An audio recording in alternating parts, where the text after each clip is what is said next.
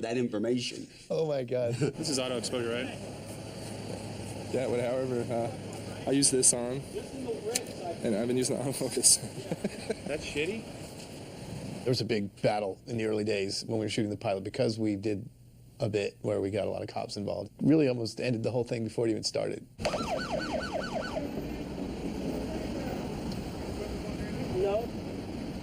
No, I'm filming. Yeah. I dressed in an orange prisoner's outfit and went to a hardware store and tried to get him to saw the handcuffs off. Cops rolled up fast with their guns drawn. What's insane is we were so surprised. We're like, wow, this is crazy. Yeah, we're making a movie about the escaped convicts. After the escaped convict bit, they wanted to shut us down, but we had already booked our day to shoot the trash truck, which was a big expense for us. So like, all right, well, you can go shoot that. They're not going to get into too much trouble there. I guess the show may get to air, it may not. Anything to add, Jeff? I do not. I think, let's just think about the poo cocktail today. You know, we'd all shot skate videos. You have your friends, you have a video camera, you have something funny you want to go do. So it was like carrying on the same way as that. Mr. Knoxville is ready for his close-up. It's a simple idea, just cover Knoxville in poo.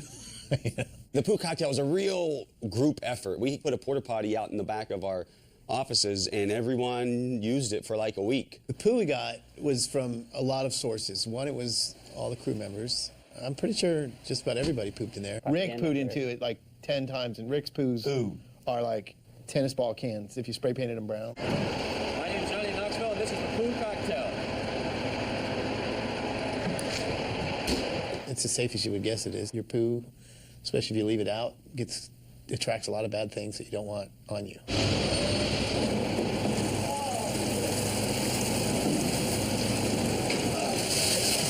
I think all of the liquid is urine. It just showers down, and it was putrid smell. It smelled horrible.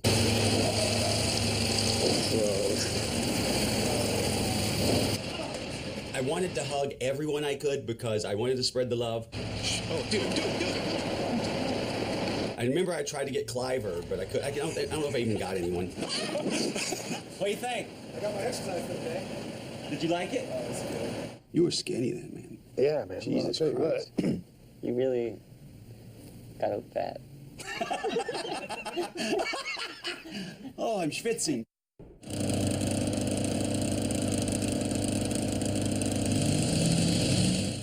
When the show got picked up to go to series, the first thing we shot was the roller skate jump. Pontius had a pickup truck, so I called him like, hey, Pontius, can you come over and we're going to build a skateboard ramp and take it over to the LA River. So that's how Pontius got involved in that. He had the pickup truck. Get speed, get in a tuck, hit the jump, and just hope. Right. We went down to the LA River.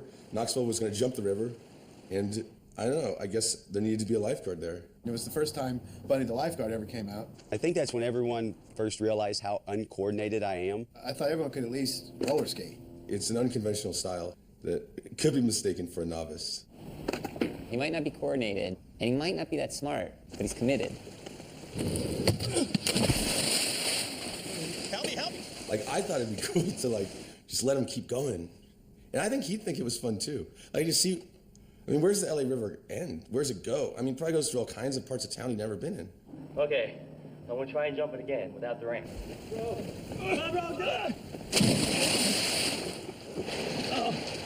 Oh man, I might have broke my ankle. So he makes this little leap trying to get across and rolls his ankle real bad. So the rest of the series, that first series of Jackass, the first 8 shows, he was in a cast. He had to box Nigel in it, sumo wrestled. Going into the show, I thought that maybe I might end up, in a couple of casts in the first season before it's over. And I think I did, but we just filmed through it. F it, onward and forward. In the early days of Jackass, we didn't have a fixed cast. We just had, this guy does ridiculous stuff, let's go film with him. This guy does ridiculous stuff. There was not even us then. It was just this mixture of guys. It's not like, hey, you made the cast, because there was no cast. Hey, Jeff. In Jackass? Yo, what's up, Black? We have to have a kick my dad's ass section. Oh, absolutely. So we go to Westchester to meet Bam, and, we'd seen his CKY videos, so we knew that Bam had this whole world. All right, you guys ready then? You want to go in? It's the first time I met Ryan, I met April. Hello. I'm Jeff. Hi, I'm April. Hi, April. Nice to meet you. Nice meeting you. Did you guys find your way here pretty good? Yeah. She's just such everybody's mom, you know, and made us all feel welcome. Well, when you're done filming, I'll have spaghetti. Spaghetti. She made us promise that we were going to come over there for dinner, and she made a huge spaghetti dinner for everybody. And, you know, it was just awesome. Ryan's gonna jump in shit. Why would he do that? No, he's gonna. Why would he do You that? know the shit tanks? Why would he do that? Why not? Why? What do you mean why? Like, what's the purpose of that? Because he's fucking brave, that's why. Brave? Yeah. I don't know about that. Ew. Bam had called us and said, hey, I've got this friend Ryan Dunn. He's really funny. He should be on the show. And in true Jackass fashion, no casting, no nothing, where he took his word for it. What's your name again? Ryan. Ryan, so what are we getting ready to do? Jump into a poo stew. Poo dive was like one of the first things I filmed with you guys. Pam found some poo plant or something, and he told me about it, and we thought it'd be funny if one of us jumped in, and of course that one of us turned out to be me. Oh, dude. Look at the sloppy shit coming in there. Oh! I mean, I live right down the street, so it technically could be my shit. You know?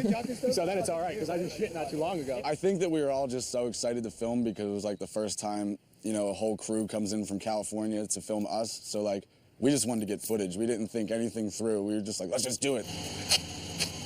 The geniuses that we are, we duct taped his butt crack. This is going to do absolutely nothing, and I'm just putting him on because at this point I don't care. The holes in his nose and his mouth, you know, I guess those are okay to have something go into. I'm Ryan Dunn, and this is poo diving.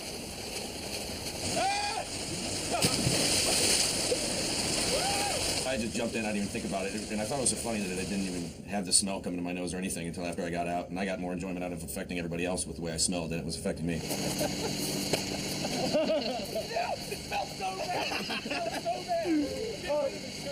I think it went pretty good. It smelled good. And Ryan... You only got 2 drops right there. Yeah, that's all I got. Good for you. And it's good to see it happen to Ryan, because he's an asshole. So we filmed this poo dive bit, and right after that, we were supposed to go over to April's house, and she had made a big family dinner of spaghetti for the whole crew. Ew, what do you have on you? Huh? What's that? Oh, nothing. No, what's that? What's that on you? What? What's this on You you? got all cleaned up. Don't worry about it. No, what's that? I don't know. Ew, Ryan. My mom freaks out about everything, like anything and everything. Like, you get a little bit of piss on the couch, she flips out. Oh, don't answer that! Kill you! Oh my God, not that way! Through the back! I'm already this far. Look! I'm already this Oh my God! He's still just caked in shit water, and she's disgusted by it, so she made Ryan sit outside and eat his spaghetti out on the street. There you are. Thanks, April. You're welcome. I didn't shower after the poo dive for at least a week, I know that, and it could have been much longer. I can't remember the last time I showered. Don't pull the barf here, dude.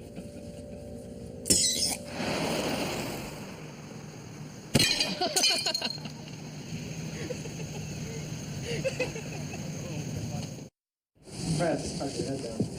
Here, put a pillow over on this side.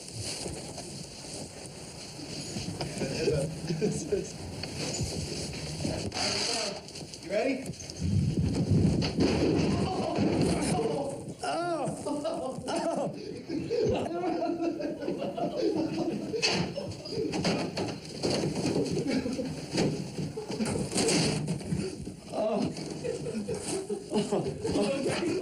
No, I'm not. We assembled an exceptional group of freaks, you know, that all gel really By chance, really. Yeah, You know? It was people we thought were funny, people we wanted to hang out with, people we wanted to film. You know. And Aaron. And Aaron. That's fine. So we go up to Portland to shoot Dave England, and my friend Whitey lives up there. He said, you got to meet this guy, Aaron. I filmed some crazy stuff with him, and he's got some ideas, and he pitched the idea of fast food football. Go. Is there ketchup in there? So we thought, oh, that'll be great. We meet Aaron. You know, Aaron's Aaron. You think I should grab it and just stay running backwards, and then do the shuffle, or spin, run forward, and then turn around again? I think I should spin and run backwards. Fast food football was probably, without a doubt, the funnest thing that I've ever filmed. Not only was it pretty much the first thing that I filmed with everybody, it's so simple. You'll be lurking on the backside to shield you from the pay window. Yeah. No, and I say when someone says go, you have to be very, very quick. Timing has to be perfect because the lady, you know, sticks her arm out there and you got to grab the food real quick. I'm gonna be sitting there holding the food, and I have to keep her attention on me. I was gonna say, do you have? Yeah, I got it. Could I get some more ketchup? And then we. You think ketchup and not pepper?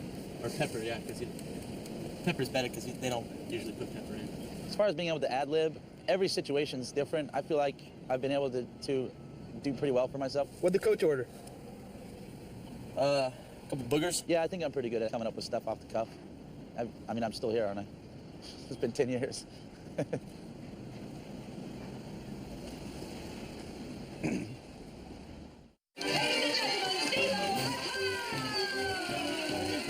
Our first trip to Florida to go meet Steve-O.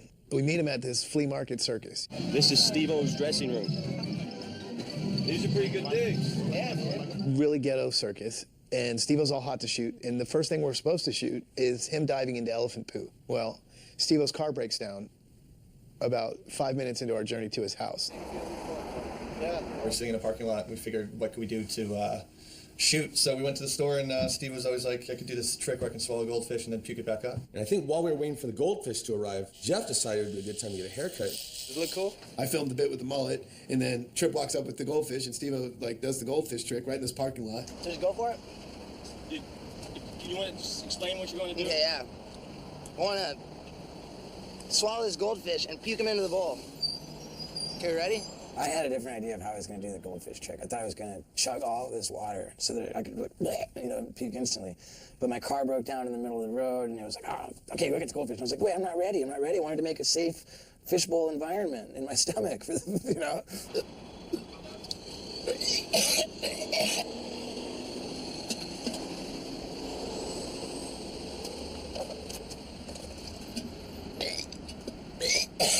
Just swallows this goldfish, and then he just starts puking and puking and puking, and it's not coming out. And we're all just filming like, who is this dude? Just like dry heaving, thankfully, that made it last 2 minutes long. 2 minutes of FaceTime, which changed my life forever.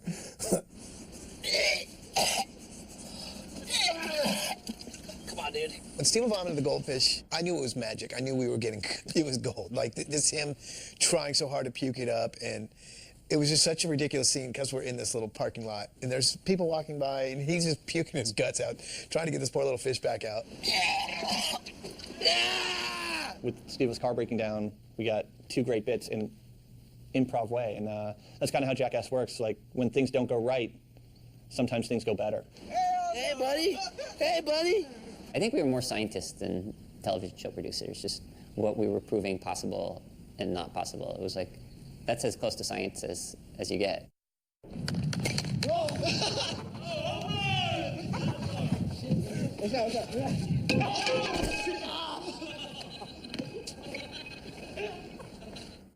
When the show came out, there really wasn't anything like it. It was sort of in this skate video format where it was just whatever we thought was funny would be there. Instead of like putting it all into one sketch or 3 sketches, we put 20 in an episode. And just, you don't need that part. Here, just show the punchline and that's it.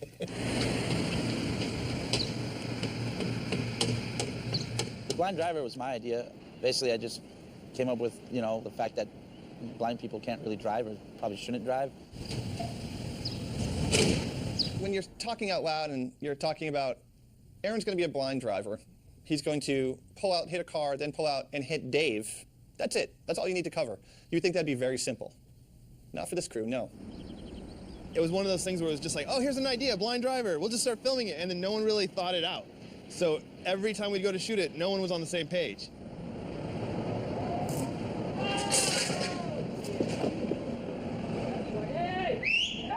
Blind Driver was the most elaborate prank we had pulled at that time. It really took a lot of thought as to where to put all the cameras. I'm over here just getting the crash again. The bike's coming from... What do you want? You want me to get reactions? That's it? I think you should just film. Should he just get react? Are you going to get... Do you feel comfortable getting it? Just give me one thing to do. Reactions. I'll try reactions. All right. I think we should all film the crash, then reactions. The funniest thing about Blind Driver to me is you get to see Tweedledee, Tweedledum, Tweedledoo all sitting there mapping it out. It really does highlight the fact that we have no idea what we're doing at any time. The whole thing that makes Jackass work is because no one really knows what they're doing. I think if we were all pros, it'd be a shitty thing to watch. The lack of talent in front of the camera and the lack of talent behind the camera, it's all just one totally incompetent machine. Caustic, you have a few times where you didn't have a tape and a camera, possibly. Maybe, I doubt it. There might have been a couple times where it actually wasn't rolling. I thought I was, but I've always had the tape in. You had the tape in the camera, but just it wasn't rolling. Yeah. All right. Well, so there was a lot of that at the beginning.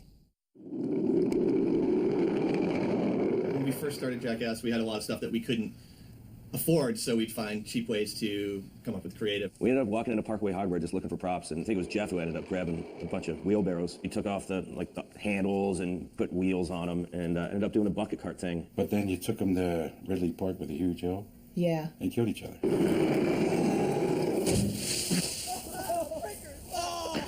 Well, it cracks me up. They put the pillow in the bottom of the bucket, like that's gonna do anything.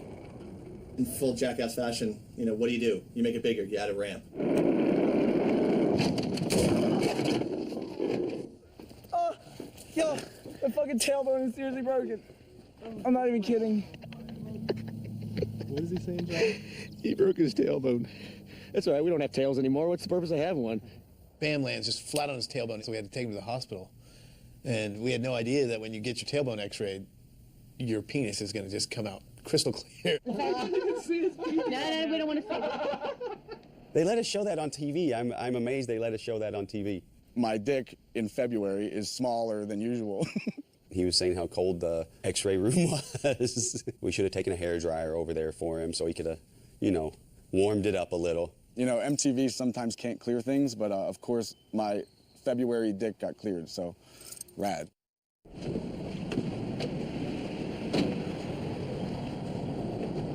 Whoa, whoa, whoa, whoa, whoa, whoa. Oh.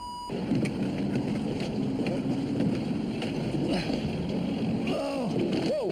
Oh. Oh.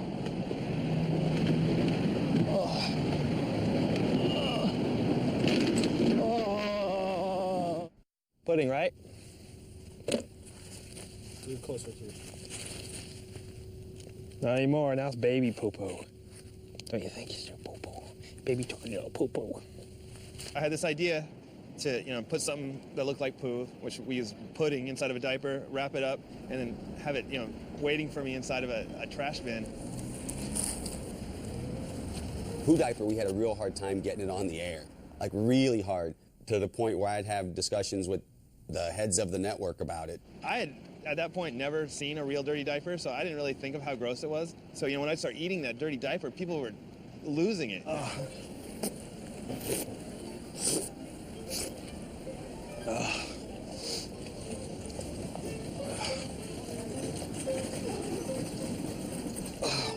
think lines were drawn over it. I remember, like, man, that has to be on the air. It's just silly fighting over a bit about eating poop out of a diaper. Baby poop, though, you know, what is it? It's just booby milk that went through a baby. It's not that bad. It's horrible. It stinks. It's disgusting. Keep going out of California. I'm not a bad guy. All that stuff that they wrote about me was a lie. Most always when we're doing a prank in public and we get someone, they have a really good sense of humor about it. But there are those rare cases where they get a little hot. You might know of me from that book that you read. I remember being like, I think we're going to get beat up down here. Like, these people aren't too welcoming of us, especially Pontius walking around in a devil suit. It's like late in the afternoon at this point, like people are starting to get distracted. Jeff's working on his hair, and you know, no one really knows what we're doing out here. And then it's like it came down from heaven. This dude snatches the sign out of his hand and just breaks it over his knee. I thought he was like a setup guy. Like, I thought the guys like got someone in to do a prank on me. I'm a nice man, sir. Fucking die right here. I came here. Get the fuck out of my fucking sight. I came here. Get the fuck out of my fucking sight. That's not Christian. Fucking murder your ass right here. Chris is all not sure what to do, you know, like he's not allowed to hit this guy back, but we don't have security or anything like that, so he's just kind of confused. And then this dude just keeps going at him, and they take it to the sidewalk and just start wrestling. All right, so all hell's breaking loose. This one, to me, the bit gets the funniest because he's trying to wrestle this guy, and yet he's got little satin booties on, so he can't get traction, and the guy's trying to fight him. It was just one of the most chaotic scenes we ever shot. Go. Oh my God, that was beautiful! That was so good. At the beginning, it was anything. Like at the beginning, like the whole idea was like, we can have a TV show that's in any format, just whatever we think is funny. And like if we think it's funny, just like a close-up of a spring door stopper going back and forth, then let's just put that in.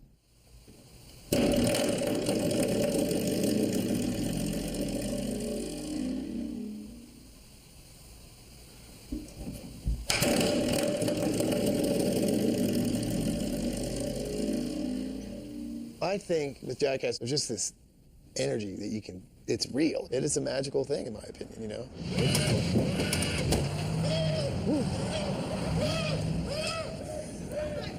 That was my coming of age, in my opinion. Body in the Trunk airing on TV was when I realized, holy crap, that's my friend Chris Pontius's butt running down the street on national TV. It was like, yes, Jeff, you've made it. You know? If any wee man gas comes out, I'm whipping your little ass. I'm glad you used the word little in front of ass. I would have used the word sweet, but you and I are a little different with each other. When Jeff came with Knox and said, hey, we're filming this thing called Jackass, I was like, yeah, right. Nobody's gonna wanna watch us. We're not gonna be nobody. But it skyrocketed. In Jackass, you gotta have these dynamics. You go from gross to funny to cute, you know, or I don't know how the graph would go. Right after you shoot something gross, you gotta have something real G-rated, fun, and light to follow that stuff. And the Oompa Loompa was one of our early days of learning that. Hey, buddy. We probably filmed that for 7 days just to get a 2-minute bit. People like seeing Wee Man dressed up as stuff. It's, you know, he's just fun. It's because he's a midget.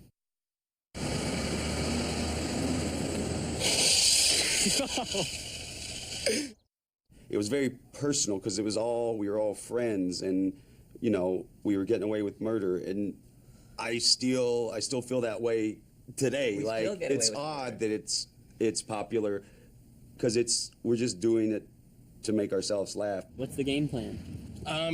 Well, Santa's a little impacted, so we need to get him a colonic. We decided we're going to do a Christmas-themed episode. You know, we weren't very married to the theme, but we had a Santa Claus suit and some other things. Should we write Santa Claus on my ass right now? Yes, it's going to take you up.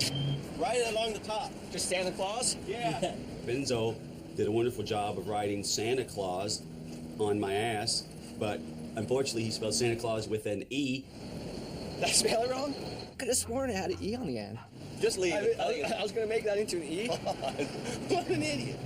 He's Benzo. What? He's a great guy. You can't expect him to even be a great speller. Are you Linda? Yes. Santa wants a real colonic. I thought this was a joke. I really did. No, Santa wants a real You want a real colonic? Yeah. Knoxville pitched the idea that he wanted to go get a colonic, and I'm like, I know just the place. Through your rectum, we are going to send warm, purified water through your entire colon. It's so ridiculous, man. What do you say about the Santa colonic? Santa got a colonic and we filmed it. We were sort of making up the format of the show as we were going. Do it 1 second. Yeah, please use gloves. I guess I left that day knowing, God, we can kind of do anything and it's going to be fun. Holy We're in there, believe it or not. I think Knoxville liked the experience of getting colonic, actually. In fact, I think he went and got a few more after. It was sort of trendy back then. I don't know that it's still trendy, but yeah, he went back and got a couple more of those. Yeah, I think Knoxville wanted something up his butt. Merry Christmas. Bye-bye. Merry Christmas. I think what people respond to out of us is how half-assed, but how genuine we are about trying to make a TV show. You know, I think they relate to it because they think, shit, I can make that. That's cool. Santa's going to add some special sauce to the eggnog for the eggnog challenge this evening. It's an old family recipe. We decided to do the eggnog challenge, but it was going to be in our sort of Christmas-themed idea. So we thought, well, Preston would be a great snowman, so we made him into the snowman. Oh. He's dressed in the most awkward snowman suit.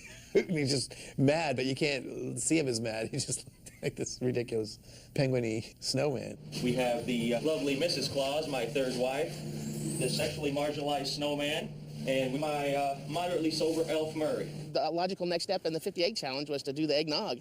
And we drank a lot of eggnog, and Johnny Knoxville put rum in it.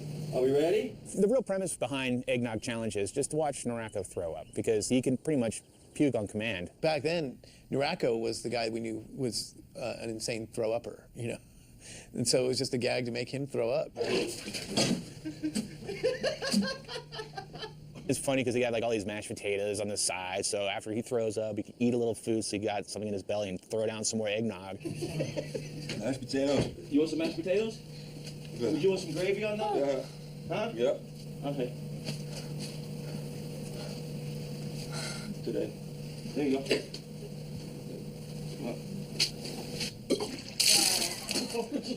At one point, Preston started to pass out, and Noracco pukes into his hat and then puts it on him. Oh. 50. We didn't know that Preston had such an anger streak. So when you pour puke on Preston, you get a very angry snowman, which will wreck a place. You'll be fine. Oh my God.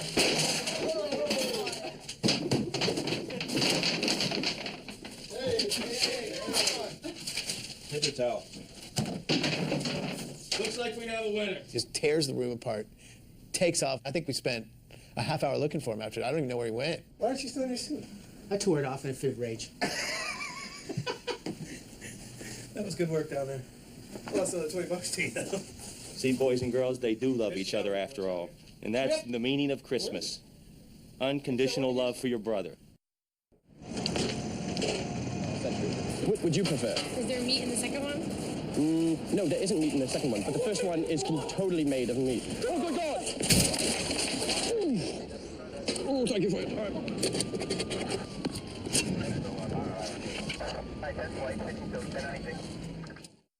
Jackass was on the air, it's still on the air for 10 years. We only filmed for less than a year the TV show. And so those episodes are played in perpetuity on MTV, and everyone's like, oh, there's Knoxville.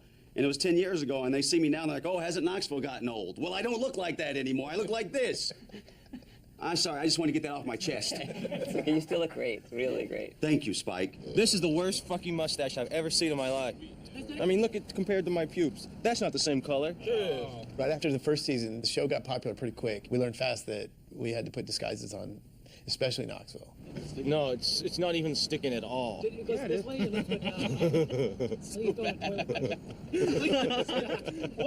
The second season, we started having to do half-assed disguises.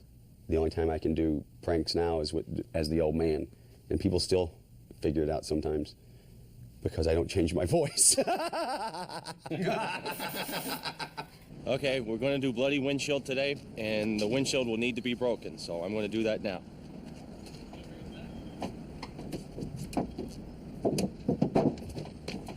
And the whole process of Knoxville trying to break the windshield was pretty funny. Still to this day, I laugh at it every time.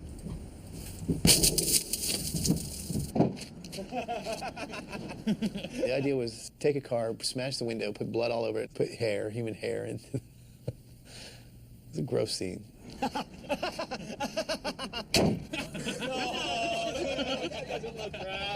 You're not going to get away shooting the bloody windshield very often without cops rolling up on you, you know? I think that one screams, call the cops. Is he looking for us, you think? Oh, yeah, it's for us.